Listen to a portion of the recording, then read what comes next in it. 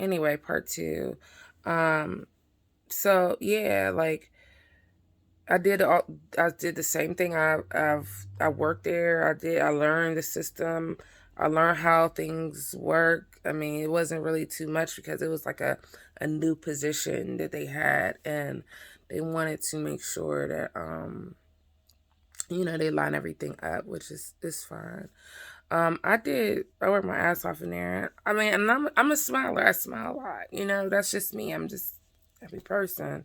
Like, I don't have. I'm thankful to God that I'm even alive every day. You know what I'm saying?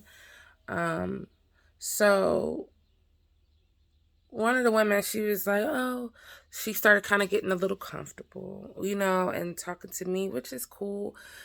She's talking to me about like how her she has a adopted black son, and like how they treat him in school. She know it's a racial thing, but she can't really prove it. And how they treat him in school, and they don't treat him right. They say that he got problems because he's black. He's like the only black kid in there. Well, that following week, because I don't tell people. That's one thing. Don't tell people. I don't give a fuck how close you are to them. How you think you got friends at work and shit. Don't tell people about how many kids you got, especially being new in there. Even if you like, you don't need to tell them. Period. About how many kids you got, if whether you're pregnant or not. Don't tell them, any of your financial business. Don't tell them your fucking business at all. Those are not your fucking friends, dog. And I didn't tell her that. But let me keep going. Anyway, but so I'm new, and I'm trying to listen. I'm just listening. And I'm like, okay, well, let me go head back to my desk. Um, but she's like, well, how many kids do you have? And I said, and I'm not going to deny my kids. Somebody asks you, you know what I'm saying? When they outright ask you, you can either decline, which I probably should have declined, but I'm not going to decline. I had 3 kids at the time. I'm like, I'm not going to decline, tell them about my kids. But I don't know if it was a ting of like, because she couldn't have no more kids, or you got to think, other people think fucked up. It's some fucked up people that think fucked up out here. So, I don't know why. I don't know why. Anyway, that was it. That was it for that conversation. I went and sat down or whatever. So then, finished my job. What I was doing was program management. So I would sign people up for our program, get them registered, make sure that all of their documents are in order, and then have them when they come into, um, for the overview and for the classes, then I would greet them, let them know where everything is. So this other lady that she worked very close with, she was like, okay, well, I need you to, after you register, after you do the HTML and the macros and everything like that, I need you to go ahead and, stand by the door. And when people come in, you direct them, let them know where the bathroom, where the kitchen, where the sitting room is, direct them where to go and where to go to actually do the class. I was like, oh, okay, that's fine. I started doing that, right?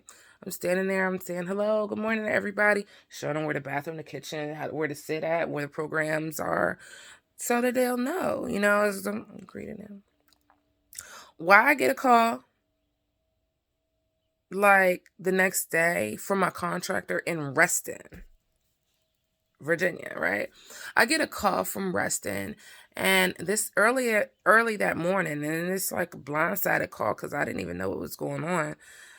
Um, he asked me, he said, well, I was trying to get in touch with you yesterday evening, but you I wasn't able to get in touch with you. Something happened, blah, blah, blah. But I was wondering can you please come into the office today? I'm like, damn, I started commuting. So I was commuting from Virginia to Washington, D.C. So now he wants me to come to Reston, Virginia.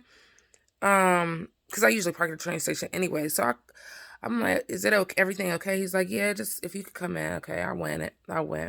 Caught the train, got in my car, drove to Reston, right? I'm like, okay. I get out there. He's like, well, I just wanted to talk to you about the position and let you know, they don't think that you would be a good fit. I'm like, well, why? I mean, what did I do? And why didn't you tell me that before I left all my stuff there? Um, and he's like, well, they said you were smiling too much. I was what? You were smiling too much.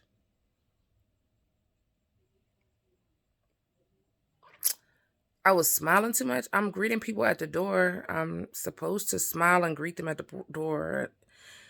He's like, well, do you think it's a political thing? Yeah, it has to be a political thing. Besides me, there's only one other black person, or I'm sorry, two other black people, a black female and a black male that's in there. And the black male, he's only um, part time and coming from another group.